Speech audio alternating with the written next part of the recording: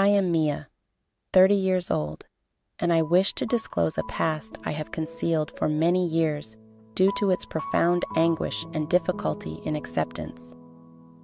Life presents unforeseen events that can significantly alter our circumstances.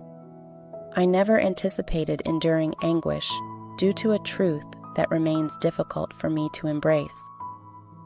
My narrative does not revolve around love or familial connections, happiness, as people often think, but rather about sacrifices and hidden emotions. People say that love is the only reason two people get married, but in the case of my mother and stepfather, I knew that was not true.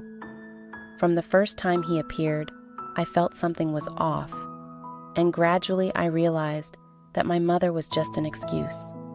I was the real reason he married her. Make sure to subscribe to my channel so I can continue bringing you more fascinating true stories like this one. And don't forget to watch this video till the end, because this story is going to be incredibly interesting. My mother Elijah owned a small fashioned boutique after my father passed away when I was young. She raised me and took care of me until I became an adult. With her resilience and determination, she not only took care of our lives, but also transformed her fashion store into a beloved place in our community. My mother has always been a model of strength and independence in my eyes. Life went on steadily and peacefully, and my mother continued to work. I worked diligently in the boutique while concentrating on my studies. As time progressed, I entered a changeover phase of my life upon commencing university. It was the inaugural instance I felt I had genuinely liberated myself from my mother's protecting grip and ventured into the broader globe. The initial period of university introduced numerous novel experiences. One day, I encountered Mr. Henry, who was both my teacher and my stepfather. Mr. Henry, a philosophy lecturer, captivated me with his teaching style from the very first day of class. He facilitated a profound understanding of the subject and transformed my perspective on life. Our conversations after class became more frequent, revealing his significant influence on me. However, I gradually sensed an unusual intensity in his gaze when he looked at me. Initially, I dismissed it as mere imagination, but over time, this sensation intensified. There were instances when he regarded me not merely as a teacher to a student, but with a deeper, more intimate gaze, suggesting unspoken sentiments. This gaze conveyed a silence laden with hidden meanings, which made me increasingly uncomfortable. I felt perplexed. It was not. The stare to which I was accustomed appeared to scrutinize me, as though anticipating something from me that I could not comprehend. I questioned whether I was overthinking, although the peculiarity became undeniable with the passage of time. Not only did I observe Mr. Henry's unusual gaze, but I also began to perceive his odd behaviors. Whenever I spoke or passed by, he would attempt to position himself nearer to me, occasionally resting his hand on my shoulder in a manner that caused discomfort.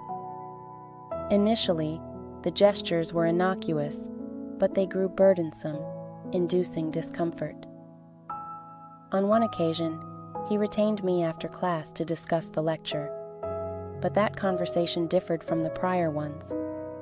He not only discussed the topic, but also appeared to desire an extension of our conversation. The unwarranted scrutiny and closeness rendered me suffocated. I no longer felt the respect and distance that should exist between teachers and students. Gradually, I didn't dare to see him as much as before. I made up excuses to avoid private conversations after school. When he offered to help, I could only refuse, claiming I was busy, but in my heart, I just wanted to maintain my distance. I tried to sit further away in class, limit eye contact, and sometimes even go to school late to avoid seeing him before class. I thought that if I avoided Mr. Henry, everything would be fine if I didn't have to face those strange looks and actions. Maybe I could forget the anxiety that surged inside me for the rest of the school year. I tried to avoid seeing him again. He seemed to return to normal when I kept my distance, and I thought all the trouble was over. However, I didn't expect that the safety I created for myself was only temporary after a year of school. When I returned home, I noticed something different about my mother. She was more cheerful than usual, and her eyes sparkled. Whenever she spoke, she occasionally laughed softly to herself, as if concealing a unique joy. I started to contemplate, but my mother merely stated that she was really content. As circumstances improved, one afternoon my mother and I sat in the living room. She suddenly sat down next to me, her face radiant and her eyes shining with unrestrained joy. She began to share something important. She had met someone special, someone she wanted to introduce to me, the happiness evident in her every gesture. My heart also felt light. For so many years, my mother had raised me alone, sacrificing her own joys to devote all her energy to my care. I felt relieved that she had finally found the joy and happiness she deserved the day my mother prepared to introduce that man to me. I was very much looking forward to it. The house was neatly arranged, and the dining table was carefully set by my mother. I could see the excitement and joy in her eyes, and I hoped this man would bring her the comfort and happiness she had been searching for all this time.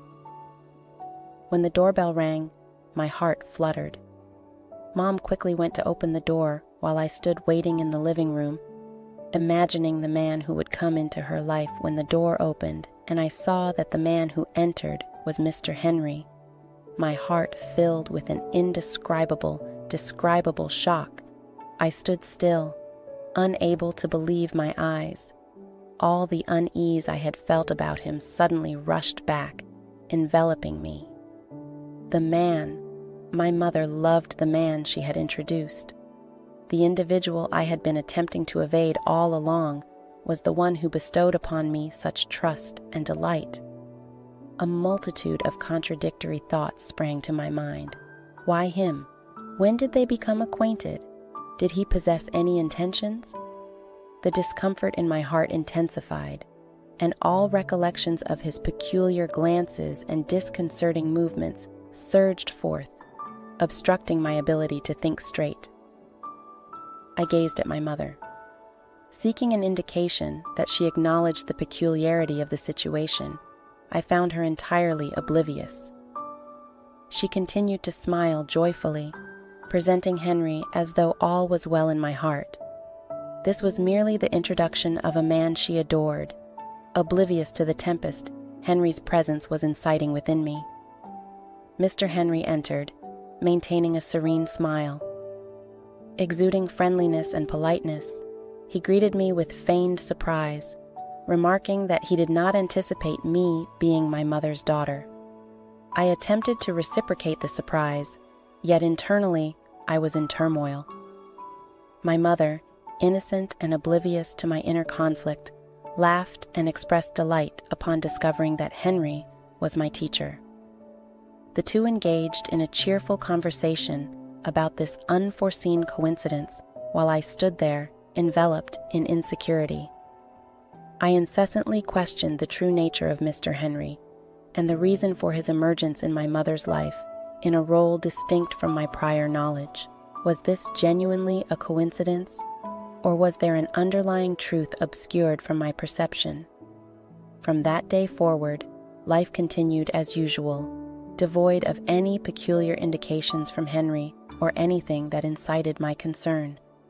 My mother and he grew increasingly close, their feelings developing naturally, and I observed my mother radiating happiness like never before. She frequently smiled and appeared radiant daily. Shortly after my mother chose to remarry and Henry was formally recognized as my stepfather, things proceeded seamlessly.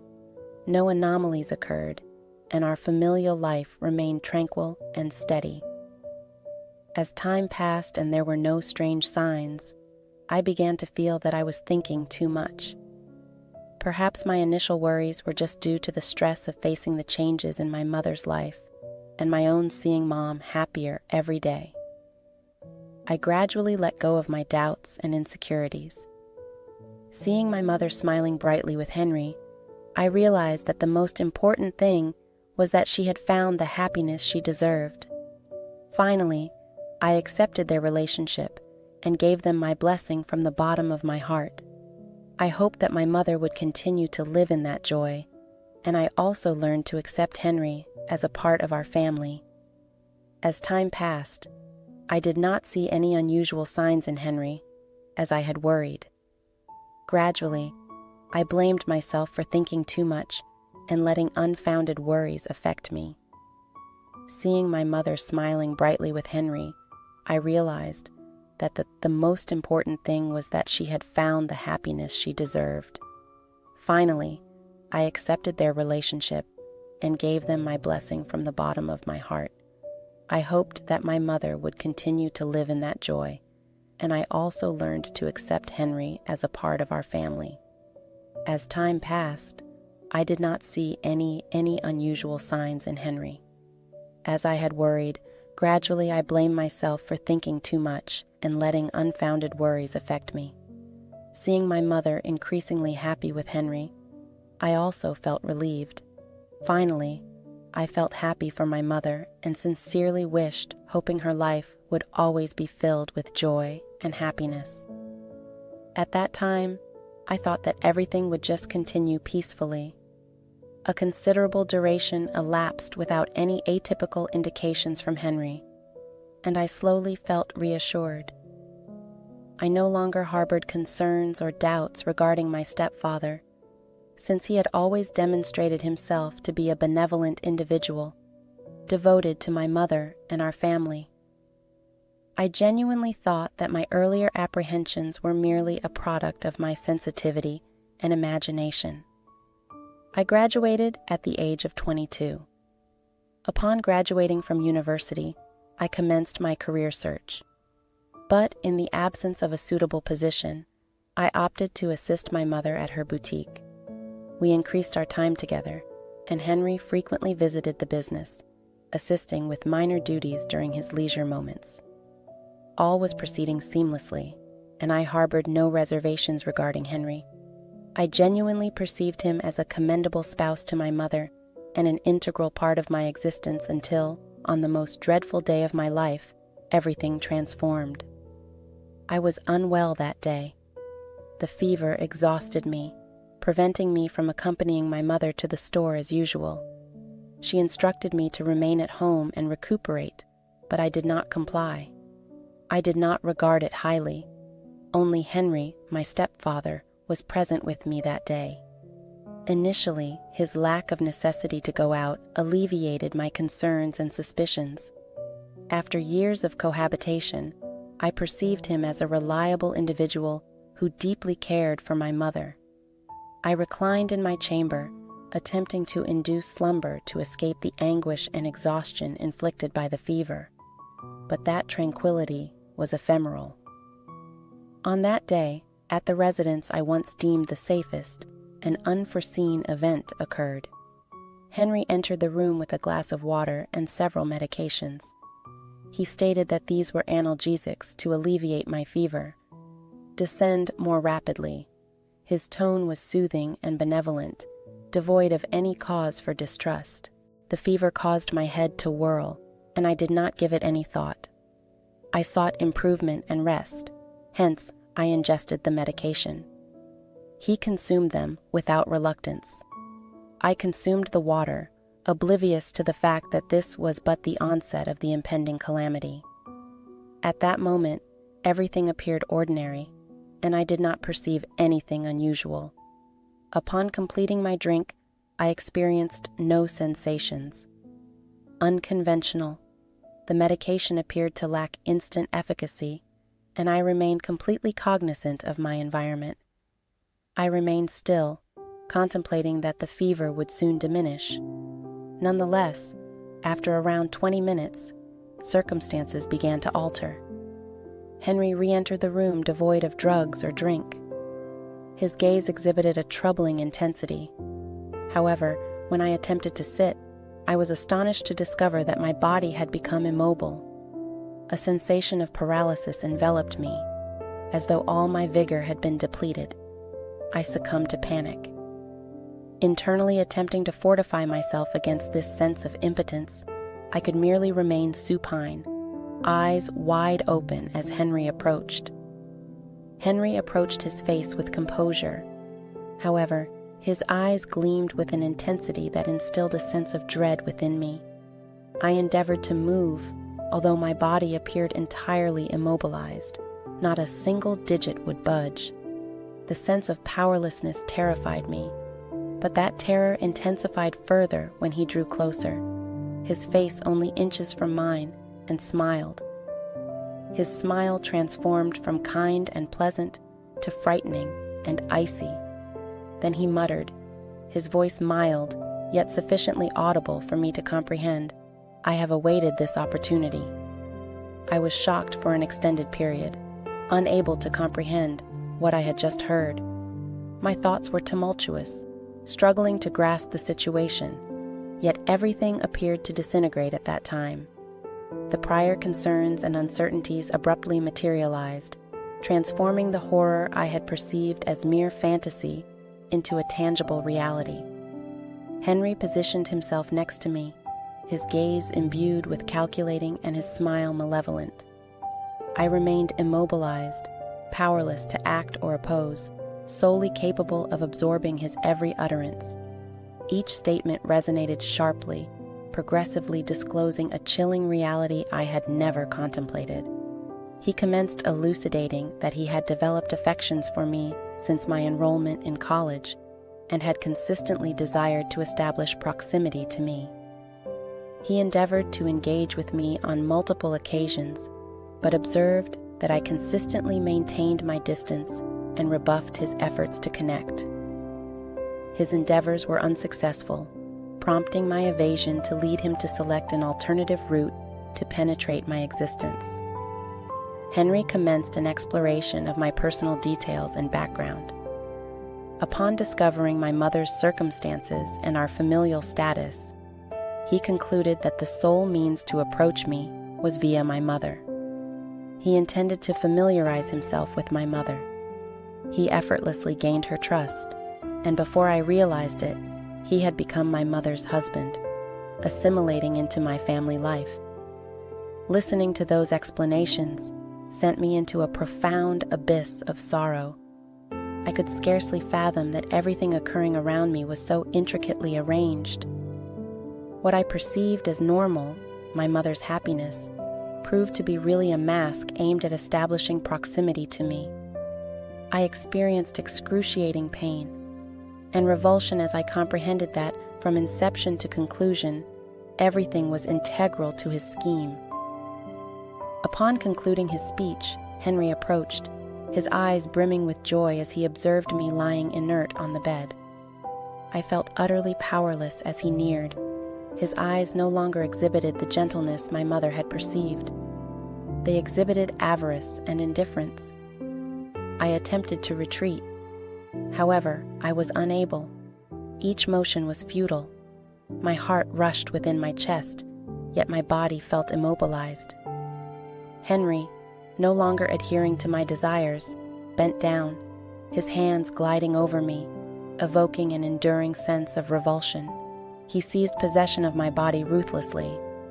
I lay there immobilized, acutely aware of each moment he deprived me of, as seconds elongated into an eternity, and all I could do was want for it to conclude, yet he persisted. The environment surrounding me appeared to disintegrate.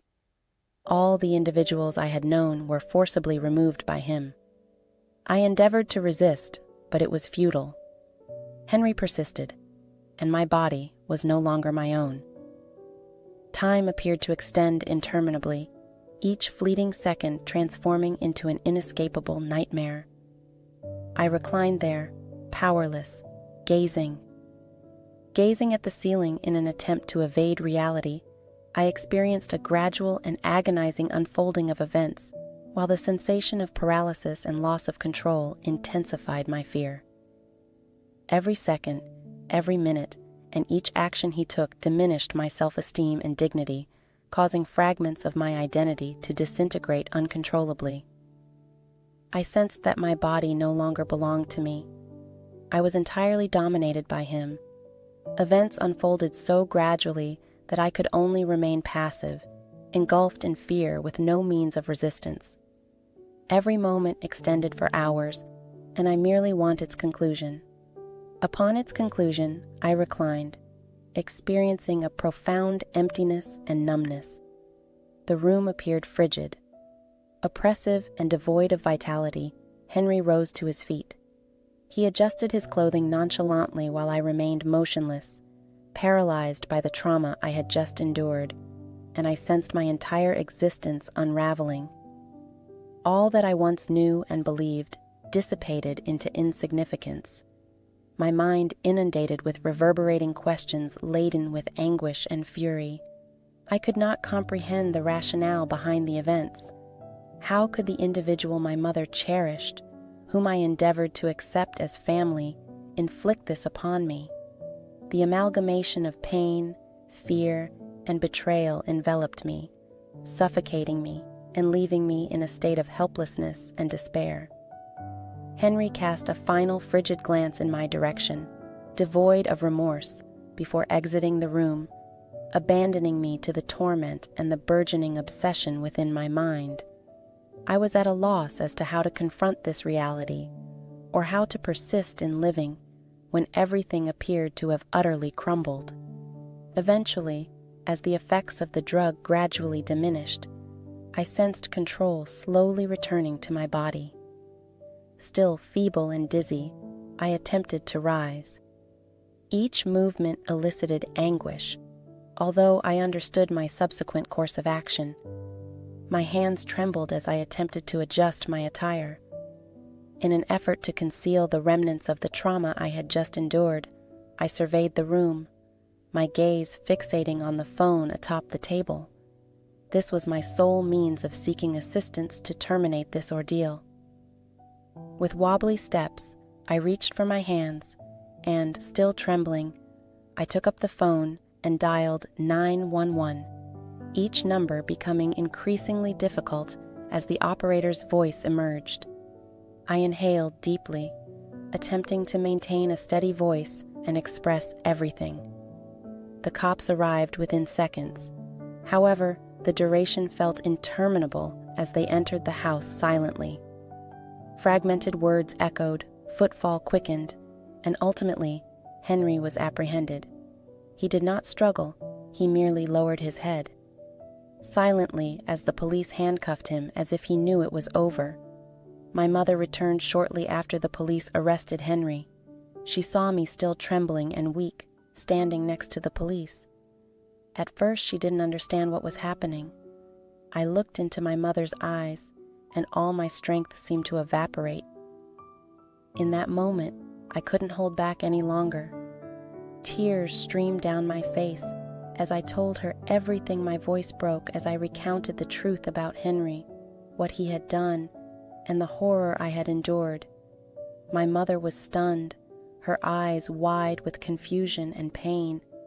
She didn't say anything the whole time I spoke. She just stood there, as if her whole world had collapsed when I finished. My mother collapsed, sobbing in utter grief and regret. She blamed herself for not realizing what was wrong, and for bringing someone like Henry into our lives in her pain. She repeated one sentence over and over. I'm sorry, but I knew that no apology could ever erase the pain we were feeling that day. Changed everything forever. My mother could never forgive herself, and I could never return to the way my life was before.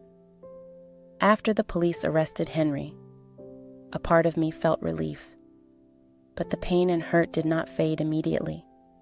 I had achieved justice for myself. I had bravely faced what he had done, but that did not mean the haunting would disappear. After hearing the whole truth, sank into a deep state of remorse and regret. She couldn't stop blaming herself for letting Henry into our lives, and for not recognizing his true nature. She decided to leave the house we shared and close the boutique for a while to find peace of mind. Henry was convicted, and I knew I would never see him again, but that was not enough to heal the wounds in my heart. He had ruined a part of my life, and no matter how much time passed, the pain remained like a scar that would never heal. From these horrific events, I learned that silence is never the answer to pain, or fearlessly facing the truth, no matter how painful it is the only way to find peace of mind.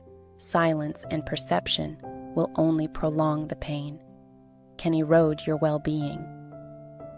I also recognized that, although my mother was unaware of the events that transpired, the trust Mom bestowed upon Henry and me resulted in unforeseen outcomes from conversing and expressing emotions and thoughts with cherished individuals. It is exceedingly significant because had I had the fortitude to voice my concerns when I perceived something off with Henry, possibly, the situation would not have escalated to this point. Despite Henry's punishment and my mother's acknowledgement of her error, our lives did not revert to normalcy. I had to learn to coexist with the anguish and the specters of the past while seeking solace from deep-seated wounds. My mother, too, must learn to forgive herself. The situation remains unresolved, and the future is uncertain. However, one certainty prevails. I will no longer remain silent. I will persist in my journey, regardless of the challenges ahead. Regret and pain may accompany me, yet I recognize that I have embarked on the path to healing. Although this journey is arduous and protracted, I refuse to be a victim of silence. I will rediscover my identity and reclaim the strength lost in that ordeal.